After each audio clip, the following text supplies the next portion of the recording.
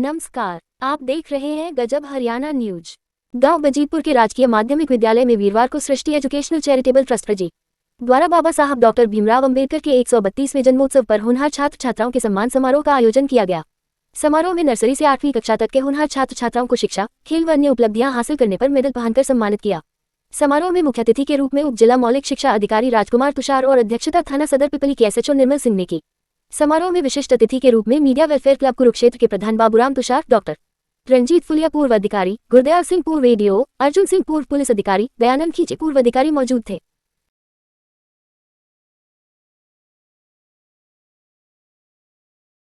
सबसे पहले तो मैं क्लब को बधाई देता हूं कि वो समय समय पर बच्चों को प्रोत्साहित करने के लिए बच्चे आगे बढ़े, उनके लिए इस प्रकार के कार्यक्रम आयोजित करती आ रही है।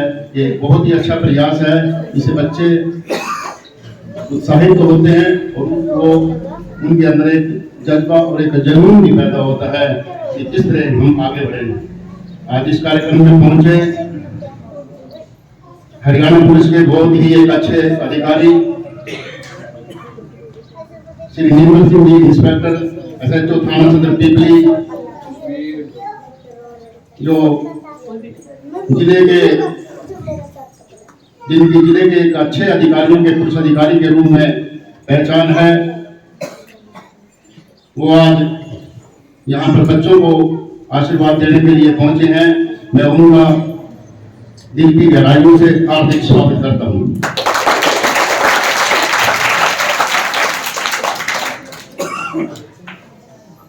कार्यक्रम में पहुंचे गांव बजीतपुर के ग्रामीण महिलाएं और इस स्कूल की अध्यापिकाएं और अध्यापक और भी अन्य ग्रामीण गणमान्य लोग जो इस कार्यक्रम में पहुंचे हैं, विशेष रूप से गुरदयाल सिंह जी मोटला जो कुरुक्षेत्र दर्शन के प्रधान हैं और यहाँ पर अपने पिपली में इंफॉर्मेशन सेंटर है, वहां पर ये उसे चलाने का काम कर रहे हैं। और डॉक्टर RR फुलिया जी के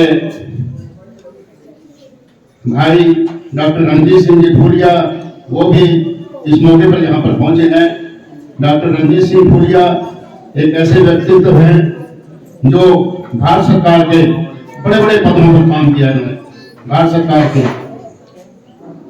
लेकिन इनके मन में शिक्षा के प्रति इतना जुनून था कि उन्होंने अपनी नौकरी को बीच में ही छोड़कर बच्चों को शिक्षित करने का काम किया। ऐसे बच्चों को ये शिक्षित कर रहे हैं जो बच्चे बहुत ही गरीब हैं। ये ऐसे बच्चों के लिए एक प्रेरणा स्रोत बने हुए हैं। मैं इनका भी यहाँ पर कार्यक्रम में पहुंचने पर स्वागत करता हूँ।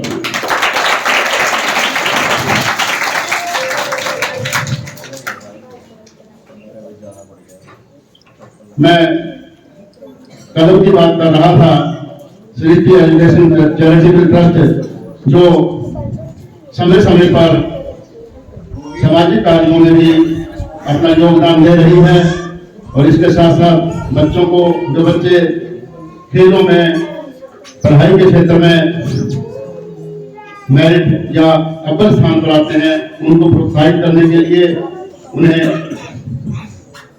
ऐसे कार्यक्रम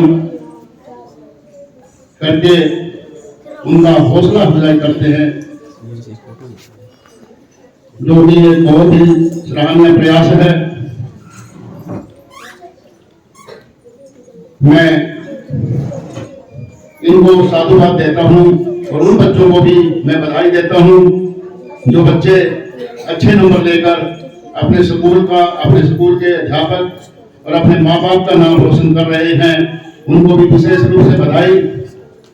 मैं ज्यादा समय नहीं लूंगा क्योंकि हमारे बीच में हमारे SHO निर्मल सिंह जी, जिनका समय कीमती है, वो अपने कीमती समय में से यहाँ समय निकालकर हमारे एक छोटे से आग्रह पर यहाँ पर पहुंचे हैं।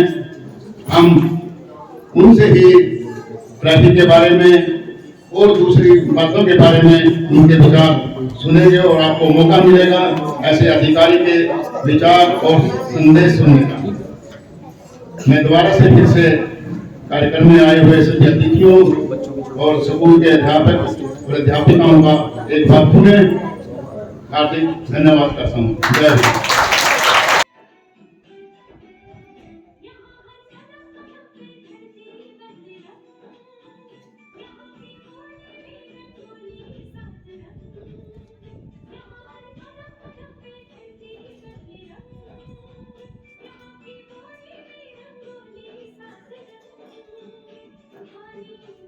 हो जाते हैं, उसकी जो फीलिंग है उनको आ जाती है। तो इसलिए बहुत जरूरी है कि हमें इसके साथ साथ एक संगीत का भी शौक होना चाहिए, क्योंकि संगीत हमारी जो मानसिक स्थिति है उसको बहुत ज्यादा हमें एक ऊर्जा प्रदान करता है।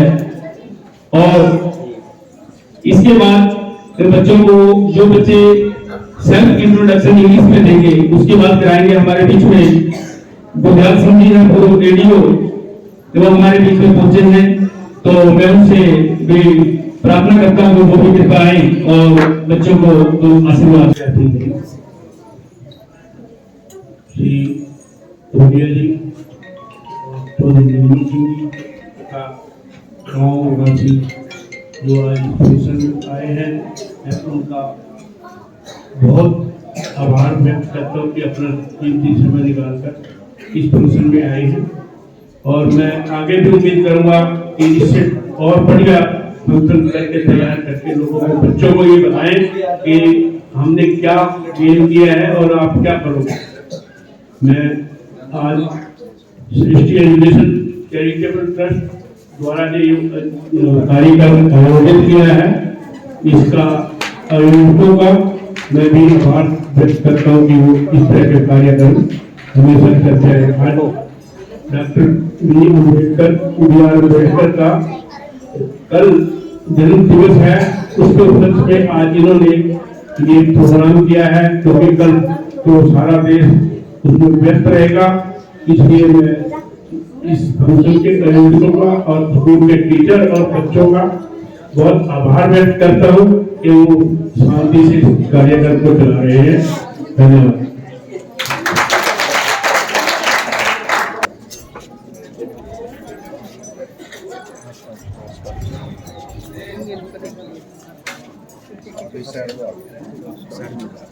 सर कैसे हो? आओ सर।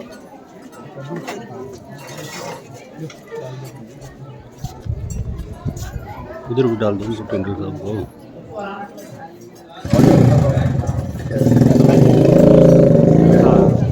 साहब को बता गया।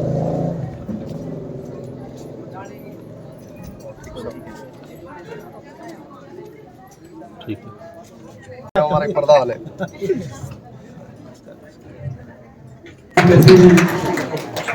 जो अभी इंतजार हुई थी, बसों में काफी चोट लगी थी तो हालात इनको थोड़ा था, फिर भी मैंने कहा भी मैं ये कराऊंगा क्योंकि बच्चों की बात है और स्कूल के बच्चों को सम्मानित कर रहे हैं, इसलिए भी मैं जरूर पहुंचूंगा। तो वो हमारे भी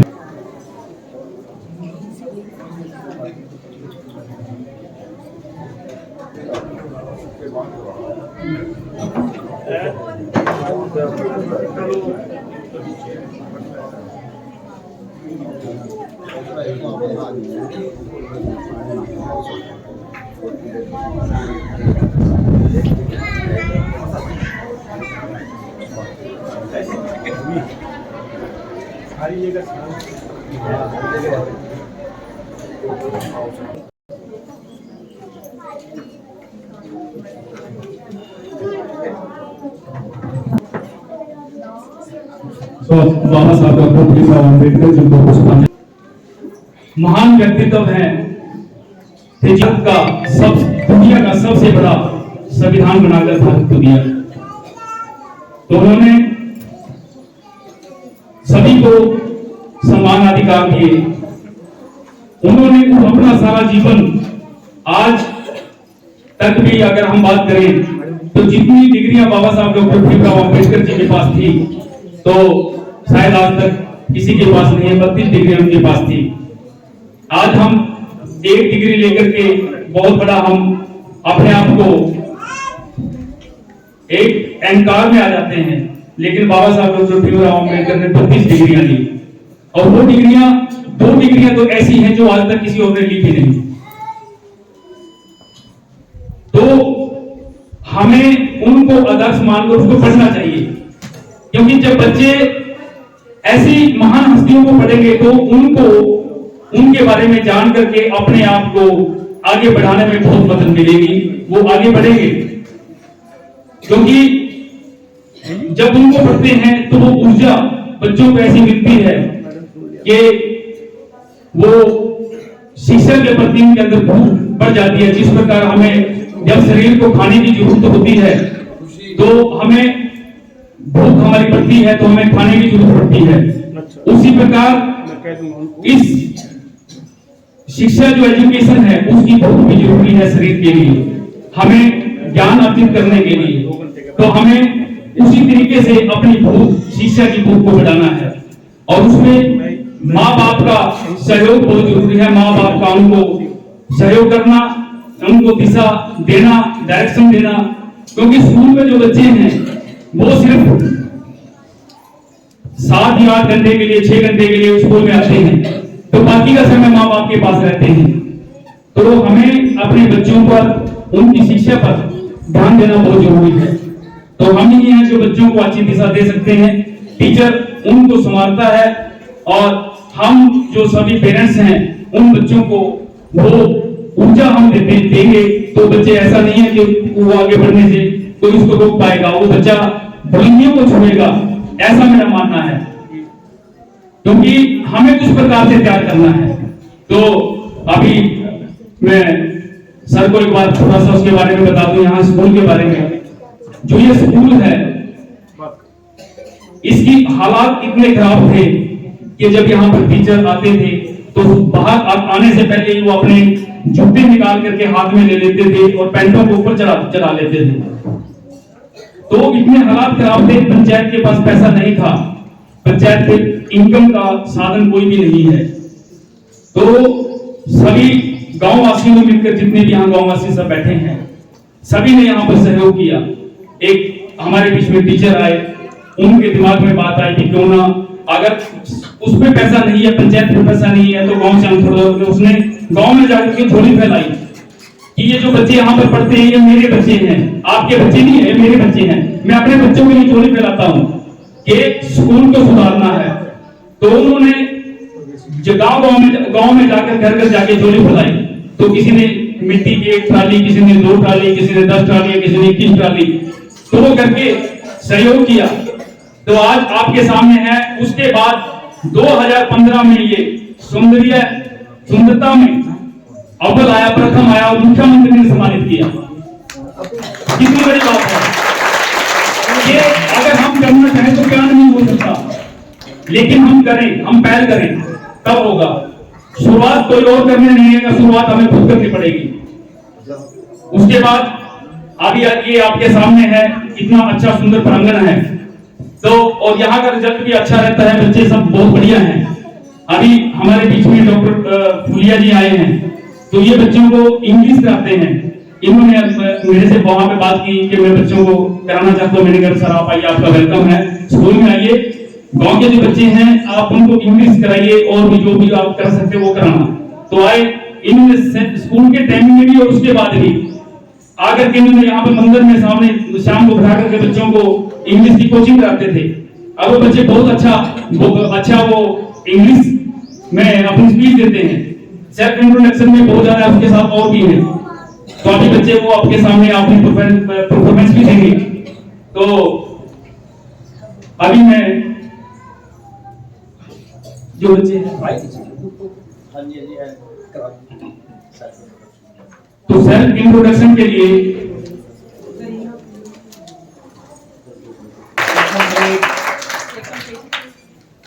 Today I am going going to introduce myself in English. My name is Ekaprit. I study in 7th class in Government Middle School, Brijpur, District Kurukshetra, State Haryana. I am 10 years old. My father's name is Jagtar Singh. He is a car driver. My mother's name is Navneet Kaur. She is a housewife. My hobbies are playing, studying and reading. My favorite subject are all subjects. I want to become a doctor. Thank you. Good morning. Today I am going to introduce myself in English. My name is Anshuman. I study in 6th class in Government Middle School, Brijpur, District Kurukshetra, State Haryana. I am 10 years old. My father's name is Balvinder Singh. He is a painter. My mother's name is Sujita Devi. She is a housewife. My hobbies are playing and study. I want to become an engineer. Thank you. I am going to introduce myself in English. My name is Chahat. I study in 8th class in Government Middle School, Brijpur, District Kurukshetra, State Haryana. I am 12 years old. My father's name is Kashtu Joshi. He is a farmer. My mother's name is Hema Joshi. She is a housewife. My hobbies are playing and study. My favorite subjects are all subjects. I want to become a doctor. Thank you. और ये भी आपको थोड़ा उसके बारे में अपना introduction the. Today I am going to introduce myself in English. My name is Vanshika. I study in 7th class in Government Middle School, Brijpur, District Kurukshetra, State Haryana. My father's name is Baburam. He is a farmer. My mother's name is Geeta Devi. She is a housewife. My hobbies are playing and studying. My favorite subjects are all subjects. I want to become an engineer. Thank you. Doctor फुलिया जी को बुलाना चाहूंगा कि वो आए बच्चों को थोड़ा आशीर्वाद दें। डॉक्टर फुलिया जी कहते हैं एक बार बात हो जाती है कि बच्चे तो बार बार करके मैंने इतना जो बच्चों के अंदर जो लगन है मैंने किसी और गांव में नहीं देखी। तो कह रहे मेरे को बार बार फोन करके मेरा मूड भी नहीं होता है तब भी मेरे को बुला लेते हैं बच्चे। तो बच्चों के अंदर कितनी एक लगन है सीखने की, कुछ करने की। तो डॉक्टर फुलिया जी आए और कृपया अपना मात्र बच्चों को बोला। भारत रत्न डॉक्टर भीमराव अम्बेडकर साहब प्रणाम और सभी इस शिक्षण संस्था के प्रधानाचार्य महोदय और सभी शिक्षकगण और आज के उपस्थित अतिथिगण और मुख्य अतिथि और सभी विद्यार्थियों। ये मेरा सौभाग्य है कि मैं हरियाणा के 700 गाँव में खासकर सरकारी स्कूल में बच्चों को इंग्लिश और सामान्य ज्ञान आदि पर मैं बात देता हूँ। और ये हम सबको शिक्षा का महत्व समझते हुए आगे बढ़ना है और इस विषय में जो जो समस्याएं आती हैं उनको पार करते हुए हमें आगे बढ़ना है। गांव के बच्चे में टैलेंट बहुत होता है, उसको हमें निखार कर और सभी समस्याओं को दूर करते हुए आगे बढ़ना है। तो मैं देखता हूँ यहाँ पर गांव में बच्चों में बहुत जागृति है, लेकिन पेरेंट्स थोड़ा सा उसमें कम जागृत हैं। तो माता पिता को अपने बच्चों को थोड़ा ध्यान दे करके उनको प्रोत्साहित करना चाहिए और आकर के उनको आगे बढ़ने के और नए तरीके नए क्या क्या उपाय हो सकते हैं वो बताना। मैं यहाँ पर आता हूँ, बहुत बार पढ़ाया मैंने बच्चों को, लेकिन पेरेंट्स ने किसी ने आकर पूछा नहीं है कि भाई हमारे बच्चे पढ़ रहे हैं नहीं पढ़ रहे हैं क्या है। बच्चे खुद आते हैं, उनके अंदर लगन है, लेकिन पेरेंट्स के अंदर कम है जाकर। तो माता पिता आकर के देखना चाहिए कि बच्चे क्या पढ़ रहे हैं, कैसे पढ़ रहे हैं और उनको हम आगे कैसे पढ़ाएं और जो उनको आगे बढ़ाना चाहते हैं उनको सहयोग करें। तो मैं चाहता हूँ कि आगे जब मैं आऊँगा या वैसे भी बच्चे होते हैं तो मतलब पेरेंट्स खुद बच्चों को इकट्ठा करें और कहें भी आगे बच्चों को पढ़ाओ। बच्चों में जागृति भी आएगी तो पेरेंट्स के प्रोत्साहन से आएगी। तो ये बच्चे ने कुछ सीखा है, एक मैंने टेस्ट दिया था, उसके भी मैंने प्राइज वगैरह रखे हुए हैं, वो फिर बाद में कभी आकर मैं दूंगा। और आज तो ये विशेष कार्यक्रम उसी के लिए आप सब इकट्ठे हुए हैं और मेरी सबके लिए बहुत शुभकामनाएं। और ये विद्यालय बच्चे वास्तव में अच्छे बच्चे हैं, बहुत होशियार बच्चे हैं और बाकी गाँव से बहुत अच्छे बच्चे हैं। तो मेरी आप सबको शुभकामनाएं हैं और आप सब आगे बढ़ें और तरक्की करें। धन्यवाद डॉक्टर फुलिया जी। तो उन्होंने कहा कि जिस प्रकार से बच्चे का यहाँ पर लगन है तो दूसरी जगह उन्होंने नहीं देखी। तो यहाँ वही है कि पेरेंट्स के बारे में उन्होंने कहा कि पेरेंट्स का जो ध्यान है बच्चों पर कम है कि वो आगे कभी भी नहीं पूछते। अभी आप अपने बच्चों को ट्यूशन पढ़ाते हैं तो वो आप ट्यूशन के लिए आप हजारों रुपया खर्च करते हैं और इंग्लिश की ऐसी पोजीशन है जो कोचिंग है वो यहाँ पर दे रहे हैं फ्री में आकर के। डर लगता है? क्यों लगता है? क्यों लगता है डर? बताएगा कोई क्यों लगता है? गलत काम करते हैं फिर डरते क्यों हो? डर तब लगना चाहिए अगर गलत काम करेंगे, उसको डर लगता है। बाकी किसी को कुछ नहीं कहते। पुलिस तो हमारी मित्र है, पुलिस मित्र होती है हमारी क्या है, पुलिस मित्र है, सबसे अच्छी मित्र है हमारी, क्योंकि हमारी रक्षा करती है। वो भाईचारा कायम करने के लिए, इसीलिए पुलिस की ड्यूटी लगाई गई है कि आपस में भाईचारा रहे, माहौल ना बिगड़े, कोई एक दूसरा लड़ाई झगड़े ना करे, उसके लिए पुलिस की व्यवस्था की गई है।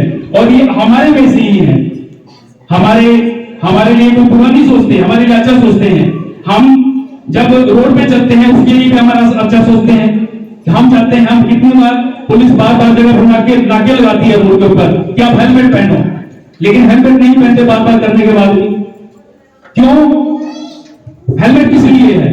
जब कहीं बार हो सकता है कि एकदम से अचानक से सामने रोड के ऊपर कोई चीज आ जाए, कोई साधन ऐसा आ जाए, कोई जानवर आ जाए, कुछ भी आ जाए, कोई रोड़ा पत्थर आ जाए तो फिसल जाते हैं, वो गिर जाते हैं। और सिर अगर नीचे ना लगे, क्योंकि सिर बहुत नाजुक चीज है, जो सिर अगर जमीन पे लगा तो इंसान खत्म हो गया। इसीलिए कहा गया है कि अपने हेलमेट पहनो, तो वो आपके लिए है। जुर्माना भी लगा दिया फिर उसके बाद फिर भी नहीं, तो ये जरूरी है। तो ये आपको उसके बारे में बताएंगे, रूल आपको मानने चाहिए। तो मैं ज्यादा लंबा ना करके हमारे बीच में आदरणीय निर्भय सिंह जी वो आए और बच्चों को अपना दिशा निर्देश दें।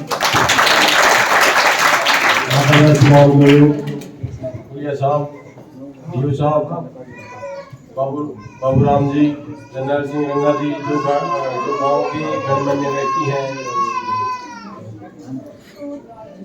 सभी टीचर्स है, स्टाफ, प्यारे बच्चों, जो सृष्टि एजुकेशन ट्रस्ट की तरफ से ये प्रोग्राम भीमराव अम्बेडकर जयंती के संबंध में इन बच्चों को प्रोत्साहन के लिए किया गया है। मैं ट्रस्ट की तरफ से धन्यवाद करता हूँ जो इस प्रकार का प्रोग्राम बच्चों को उत्साह पैदा करता है। अगर कोई बच्चा इस प्रकार का कोई अचीवमेंट करता है, जैसे किसी भी जैसे लेखन में है, कविता में है, या तो कोई बच्चा फर्स्ट क्लास में पोजीशन लेकर आया है, इस प्रकार के प्रोग्राम संस्था द्वारा या समाज में जो बड़ी आदमी करते हैं, ये बच्चों को उत्साह, ये यानी कि कॉन्फिडेंस पैदा करने के लिए, अच्छे समाज को आगे बढ़ाने के लिए प्रेरित करते हैं। मैं सभी का धन्यवाद करता हूँ। मैं आज इस संबंध में कुछ पुलिस के जो ट्रैफिक के रूल्स हैं, जो पुलिस की सरकार के द्वारा कुछ पब्लिक की फैसिलिटी के लिए कुछ प्रयास किए गए हैं हरियाणा सरकार की तरफ से, उनके बारे में कुछ आपको बताऊंगा। सबसे पहले तो मैं ट्रैफिक पुलिस के बारे में बताऊंगा, क्योंकि अभी बच्चे कह रहे थे हमने पुलिस से डर लगता है। पुलिस से तो बच्चा वही डरेगा जो गलत काम करेगा, जो गलत काम नहीं करेगा उसको डरने की जरूरत नहीं है। पुलिस किसी को आज के टाइम में किसी को परेशान नहीं करती। पहले था, आज से पहले अनपढ़ लोग थे, उनको ऐसे धमका देते, ऐसा नहीं है। आप कभी पुलिस स्टेशन में आओगे, आपके साथ अच्छे से व्यवहार किया जाएगा, आपको अच्छे ट्रीट किया जाता है। क्योंकि पहले एजुकेशन नहीं थी, अनपढ़ता थी, इस वजह से सब बराबरी से था। आज लोग पढ़े लिखे हैं, अच्छे, जो हमारा पुलिस का स्टाफ भी है वो भी पढ़ा लिखा है। ऐसा नहीं पहले पढ़े लिखे नहीं थे, पढ़े लिखे सभी थे। आजकल थोड़ा पुलिस भी मॉडर्न हो गई है, वो एनवायरनमेंट चेंज हो गया। तो आप अपना काम अच्छे से करोगे, आपको डरने की जरूरत नहीं है। आप जैसे ट्रैफिक रूल्स के बारे में बताऊंगा मैं, अगर आप हेलमेट पहन के चलोगे आपको कोई परेशान नहीं करेगा।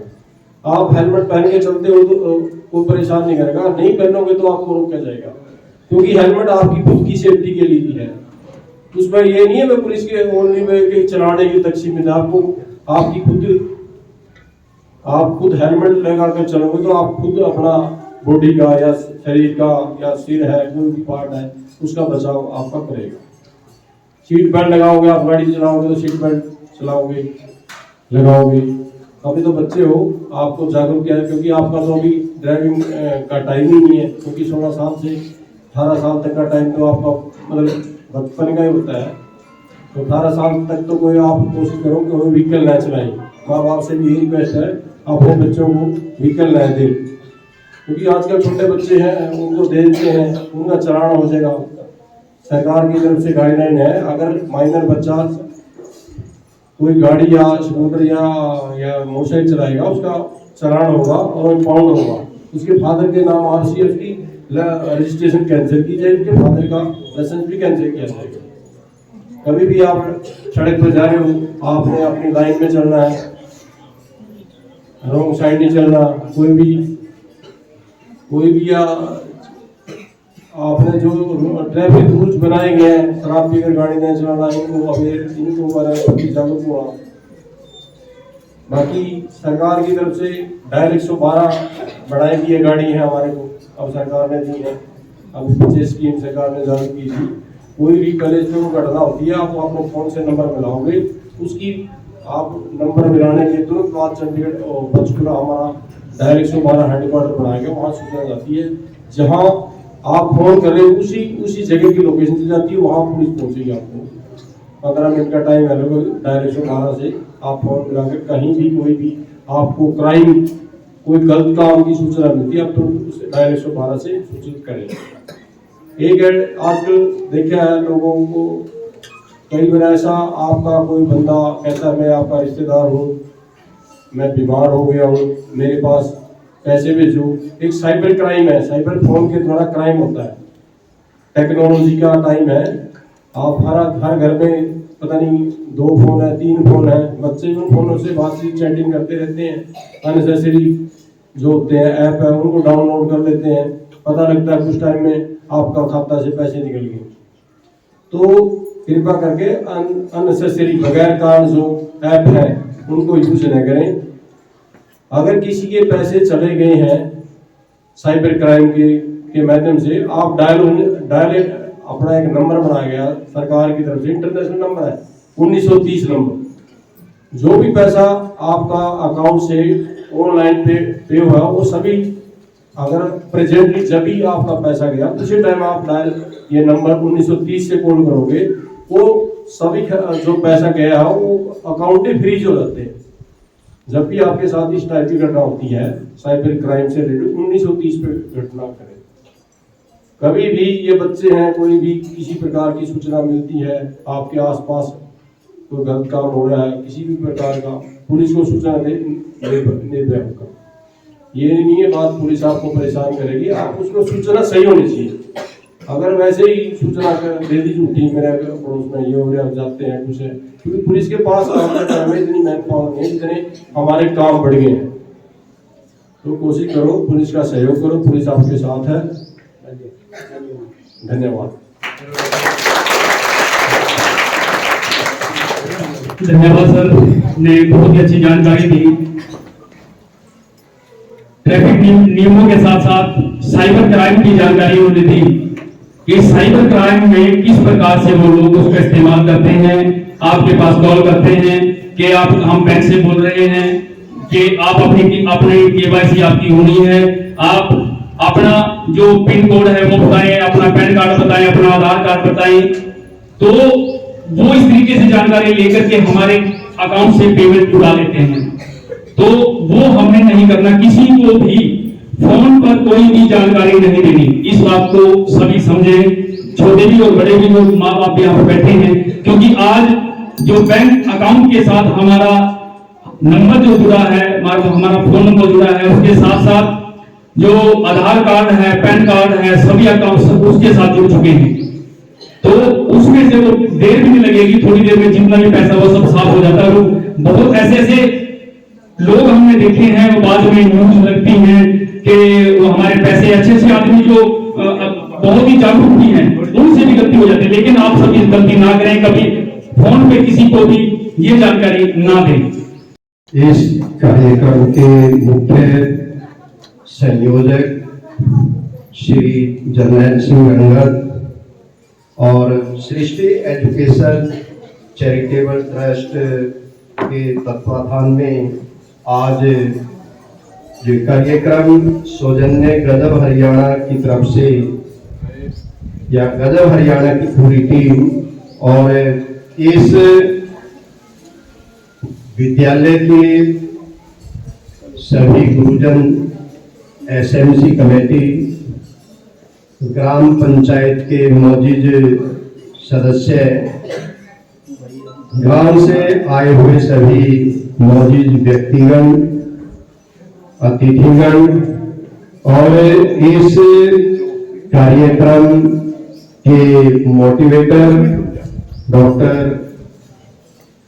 पुलिया जी और सदर थाना पिपली के SHO Shri Nirmal Singh ji, media welfare club Kurukshetra के प्रेसिडेंट श्री बाबूराम तुषार जी और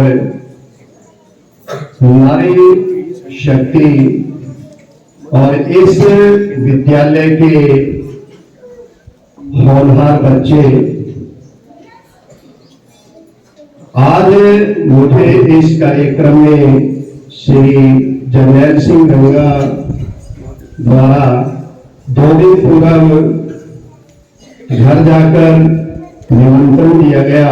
मैं इसके लिए और इनके क्लब का विशेष आभार व्यक्त करता हूं और आज के इस कार्यक्रम का मुख्य उद्देश्य जो है आप सभी को मालूम है कि आज का ये मुख्य कार्यक्रम भारत रत्न डॉक्टर बी.आर. अम्बेडकर की 132वीं जयंती के उपलक्ष्य में आपके विद्यालय में सृष्टि चैरिटेबल ट्रस्ट की तरफ से प्रतिभावान बच्चों के सम्मान में सेलिब्रेट किया जा रहा है। देखिए, किसी भी समाज के लिए उस समाज की शिक्षा पर निर्भर करती है कि हम अपना भविष्य, अपने परिवार का भविष्य या अपने बच्चों का भविष्य या अपने राष्ट्र का भविष्य किस प्रकार को चाहते हैं। और इस सोच को हम सब के लिए जो है मैन्युफैक्चर किया गया या ड्रॉप किया गया डॉक्टर बी.आर. अम्बेडकर द्वारा भारतीय संविधान के अंदर। वैसे तो देखिए, समाज के सभी वर्ग के लोगों के लिए डॉक्टर बी.आर. अम्बेडकर द्वारा समान प्रकार की सुविधाएं या उनके जो कानूनी अधिकार हैं वो दिए गए हैं, क्योंकि जब तक हम शिक्षित नहीं होंगे हम अपने अधिकार और कर्तव्य के बारे में नहीं जान पाएंगे। क्योंकि जिन परिस्थितियों में डॉक्टर बी.आर. अम्बेडकर द्वारा अपना जीवन विद्यालय से प्रारंभ किया गया, वो जीवन उनका बहुत कष्टदायी था। क्योंकि जिस समय उनके पिताजी द्वारा उनको विद्यालय में एडमिट करवाया गया और विद्यालय के अध्यापकों द्वारा उनको कक्षा से बाहर बिठाया जाता था, क्योंकि हमारे देश की जो वर्ण व्यवस्था थी वो बहुत ही दूषित थी, रूढ़िवादी थी और हमारे शिक्षक भी उस समाज का एक अंग थे। और पढ़े लिखे हमारे जो गुरुजन थे उनके दिमाग में भी गरीब बच्चों के प्रति कोई दया भाव नहीं था, परंतु इन सब विषम और विकट परिस्थितियों को समय समय पर झेलते हुए डॉक्टर बी.आर. अम्बेडकर द्वारा अपनी स्कूली शिक्षा पूरी की गई और वो 10वीं की परीक्षा पास करके जब बॉम्बे गए और बॉम्बे से अपनी ग्रेजुएशन की शिक्षा पूरी करने के उपरांत जब विदेश गए और उनका एक ही सपना था कि भारत के जो ये गरीब लोग हैं, वंचित और शोषित समाज के जो ये लोग हैं, अगर मैं इनके सपने को साकार नहीं कर पाया तो मेरा जीवन निरर्थक है। और उन्होंने समाज को एक नई दिशा देने के लिए अपने बीवी और बच्चों की, परिवार की परवाह किए बगैर वो उच्च शिक्षा के लिए विदेश गए और उन्होंने भारतीय लोगों के लिए, विशेषकर नारी शिक्षा के लिए भारतीय कानून में विशेष प्रावधान किए, क्योंकि हमारे समाज की जो महिलाएं हैं उनको अपने अधिकार और कर्तव्य के बारे में आज भी जानकारी नहीं है। और ये केवल जानकारी हमें मिल सकती है शिक्षा के माध्यम से, क्योंकि जब हमारे समाज की महिलाएं शिक्षित होंगी और जब वो घर से बाहर निकलेंगे, किसी भी विभाग में नौकरी करेंगी, तो उनको पता चलेगा कि उनके क्या राइट्स हैं। परंतु आज के बदलते हुए परिवेश में भी महिलाएं, पढ़ी लिखी महिलाएं संकुचित दृष्टिकोण रखती है। वो अपने कानूनी राइट्स के बारे में अनभिज्ञ है। वो आज भी अपने जो राइट्स हैं, उनके लाइफ ग्रोइंग जो राइट्स हैं, वो अपने देवी देवताओं को मानती है। जबकि आपको ये मालूम होना चाहिए कि जहां पर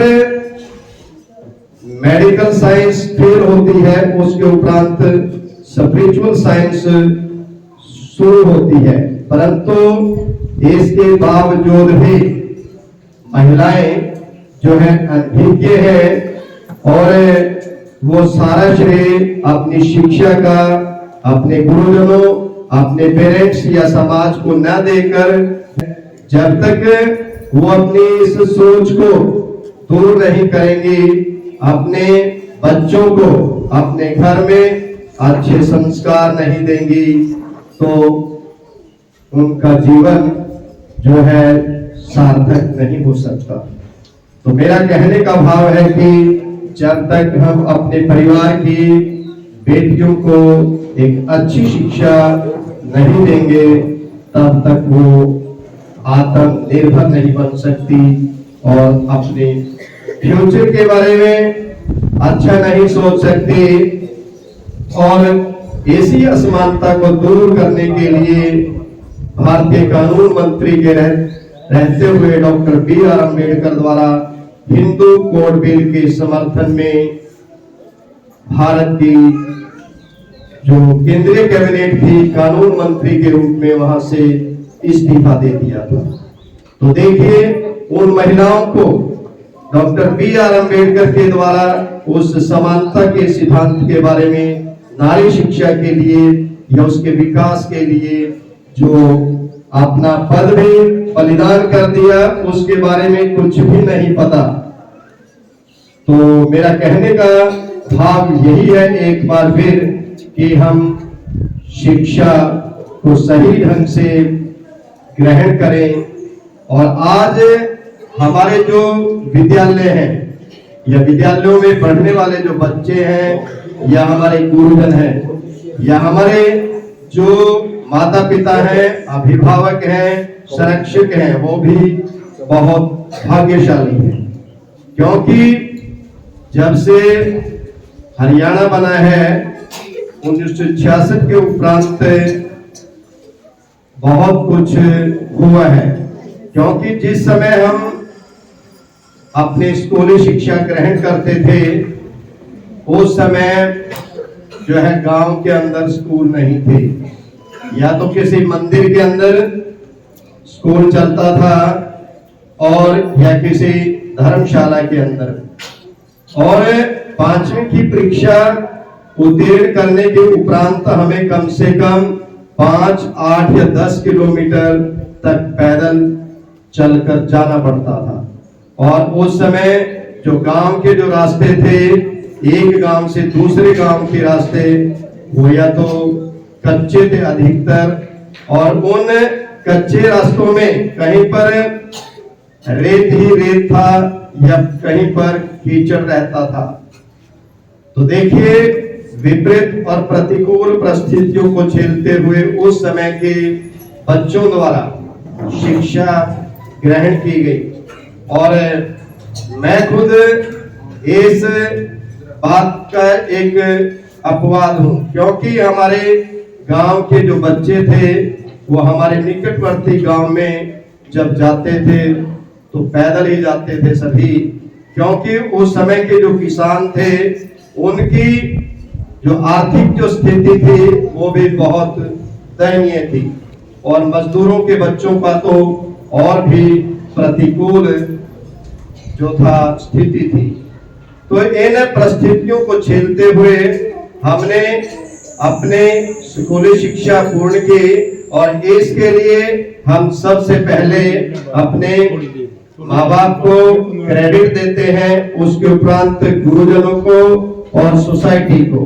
परंतु आज सरकार द्वारा देखिए प्रत्येक गांव के अंदर कम से कम 1 किलोमीटर के दायरे में या 2 किलोमीटर के दायरे में जो है प्राइमरी, मिडिल या फिर एक बड़े गांव में 2-2 +2 के सीनियर सेकेंडरी स्कूल हैं, या फिर ITIs हैं, या फिर कॉलेज हैं। क्योंकि हमारी जो लोकेशन है कुरुक्षेत्र के विशेष रूप से ये पिछड़ा हुआ इलाका है शिक्षा के क्षेत्र में। कैथल जिला एक अग्रणी जिला है जिसमें कुंडरी ब्लॉक आता है। आज भी वहां पर 3-3 कॉलेज है, और हर गांव में +2 का स्कूल है, किसी में 2 कम से कम, और ITI और विशेष बसें लड़कियों के लिए सरकार द्वारा गांव के ग्राम पंचायत की रिक्वेस्ट पर चलाई जाती है। तो देखिए, सरकार हमें देना तो चाहती है, परंतु हम किस प्रकार से सरकार से आर्थिक सहयोग ले सकते हैं, ये हमारे गांव की ग्राम पंचायत या पढ़े लिखे जो जागरूक लोग हैं उनके ऊपर निर्भर करता है। क्योंकि सरकार आपके घर चलकर नहीं आती, स्वयं आपको अपने घर से सरकार के पास चलकर जाना पड़ता है अपनी समस्या के लिए। और मैं उम्मीद करता हूं कि आज जिन पदों पर हमारे कर्मचारी काम करते हैं या फिर विभिन्न क्षेत्रों में समाज के लोग काम करते हैं, किसी भी विभाग के अंदर, वहां पर हमारे ये भावी बच्चे जिनके ऊपर देश का जो है कर्ज है, ये कर्णधार है। और मैं उम्मीद करता हूं कि बच्चे पढ़ लिख कर एक अच्छे मुकाम को हासिल करेंगे और अपने परिवार, अपने समाज और अपने देश की सच्ची निष्ठा और लगन से सेवा करेंगे। और एक बार फिर अंत में मैं इस कार्यक्रम के मुख्य संयोजक श्री जरनैल सिंह रंगा और उनकी पूरी टीम को बधाई देता हूं, और उम्मीद करता हूं कि समय समय पर आप अपने कलम के माध्यम से प्रतिवर्ष जो है प्रतिभाशाली बच्चों को अवश्य ही प्रोत्साहन दें, ताकि ये एक अच्छी सीख लेकर, प्रेरणा लेकर अपने जीवन को सफल बना सके। और समाज के जो भी लोग बच्चों के वेलफेयर के लिए आगे आए, उनका भी सहयोग लिया जाए और हमारे गुरुजनों को विशेष सहयोग दिया जाए, विद्यालय के अंदर, क्योंकि जब हम गुरुजनों की कोई समस्या है विद्यालय स्तर की, जैसे पीने का पानी या बिजली की समस्या या फिर शौचालय की व्यवस्था, इसको भी दुरुस्त करवाने के लिए आप प्रयास करें, चाहे कमेटी से या सरकार से, तो तभी हमारा जो बच्चों की शिक्षा का जो उद्देश्य है वो सही अर्थों में पूरा हो सकता है। और एक बार फिर मैं बाबा साहब के इस जन्मदिन के अवसर पर आप सभी को हार्दिक हार्दिक शुभकामनाएं देता हूं। धन्यवाद। शिक्षा से संबंधित आप सभी को जानकारी दी, तो अब हम नंबरदार ईश्वर सिंह जी वो हमारे बीच में हैं, वो यहाँ पर टीचरों को सौंपेंगे। एक बार वो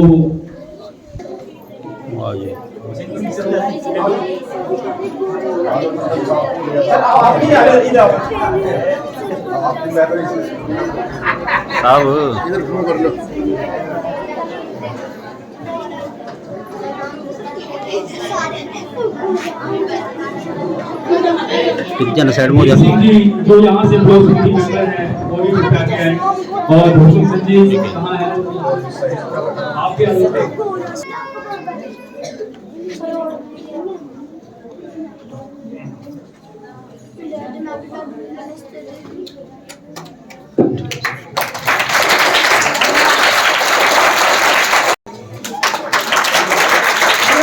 आपके लिए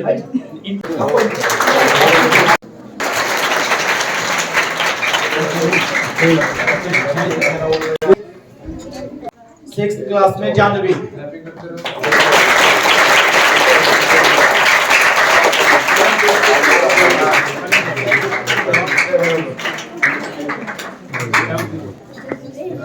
बेटे खड़े हैं पीछे से।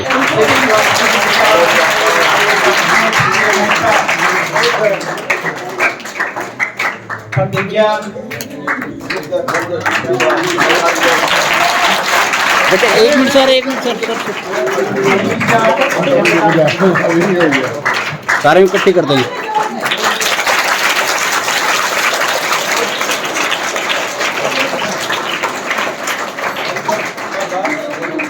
राजेंद्र जी एक मिनट सर। सर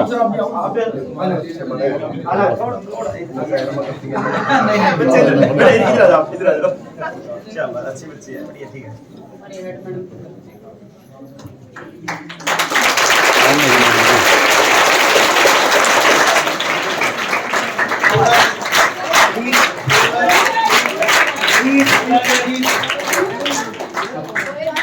सूरज आप कौन है? वो देख रही फर्स्ट में बाद में चेंज करते हैं उधर हो रहा है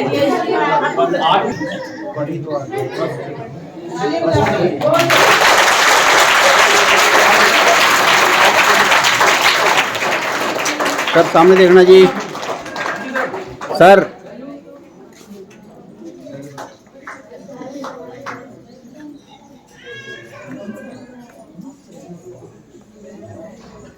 ठीक है सर।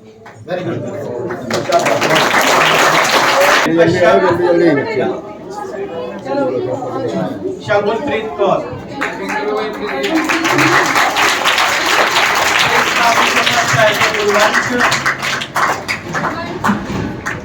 सूरज विजय कुमार।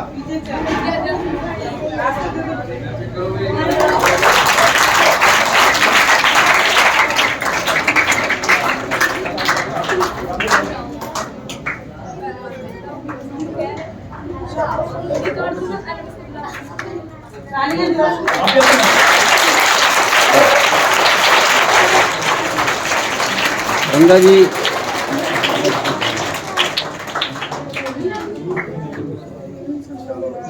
शाबाश,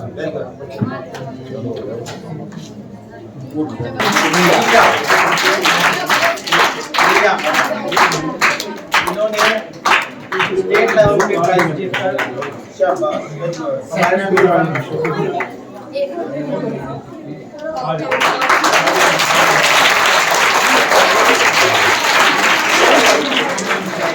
सर एनएमएस वाले जो बच्चे हैं जिन्होंने बुनियाद में फर्स्ट प्राप्त किया था, मनीषा गोविंद यादव की बेटी।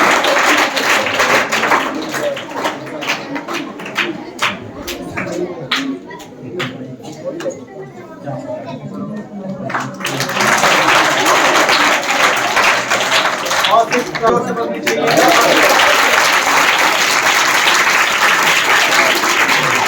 बेटा थोड़े पीछे हो जाओ, बच्चे पीछे हो जाओ थोड़े।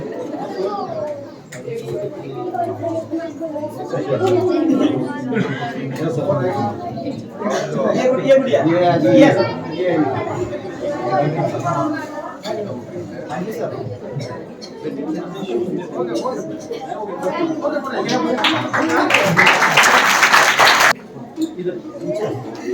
ठीक है जी। ये नंबर बाद में चेंज करना, ठीक है? ये नंबर थोड़ा छोटे बड़े होंगे, चेंज करना बाद में चेंज करना, अपने से चेंज करें ना।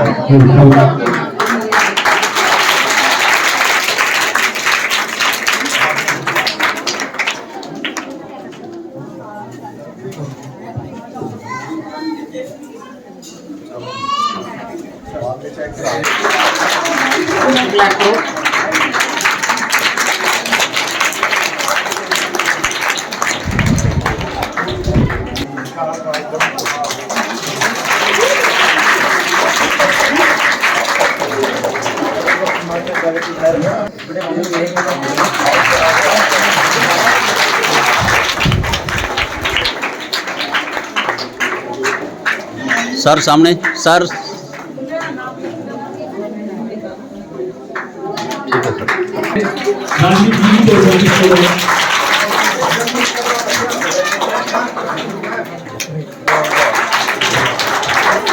सर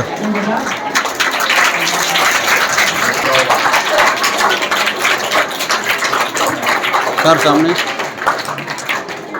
ठीक है सर।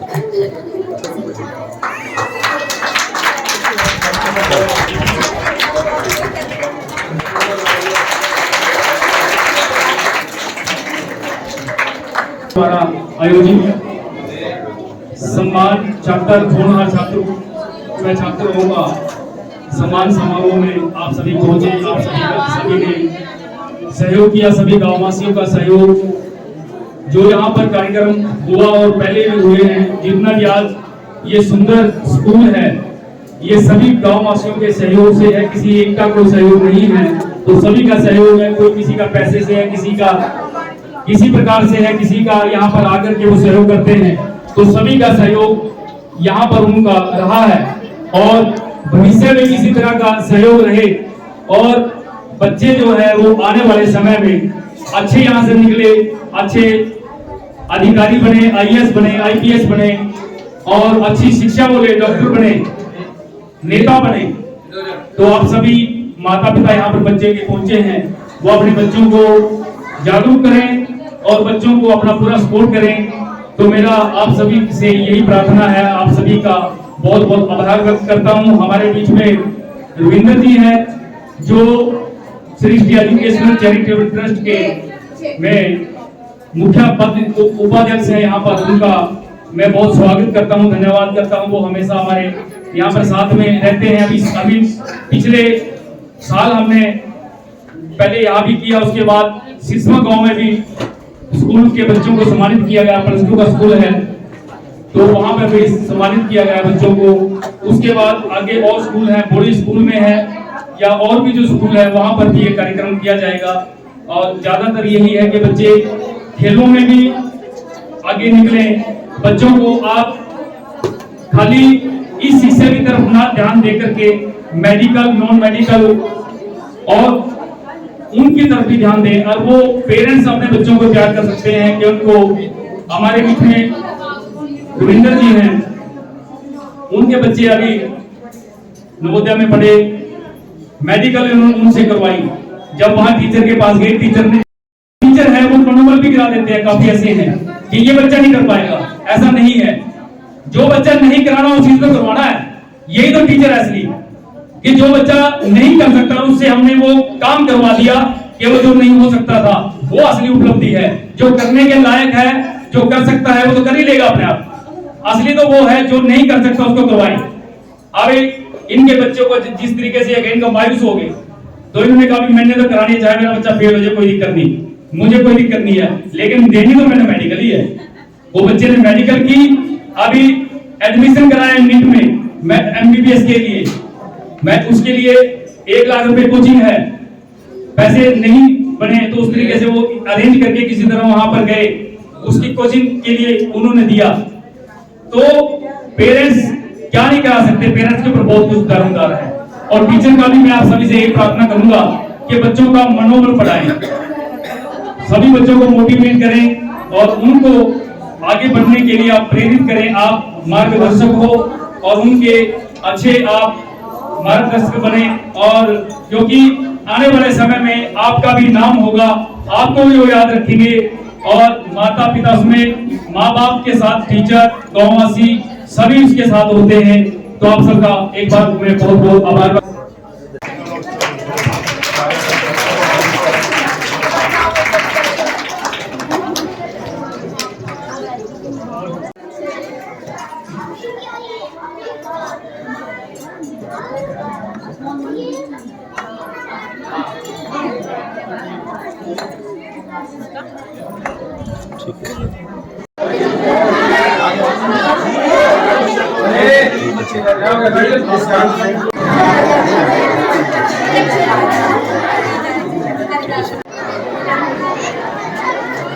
ठीक है जी।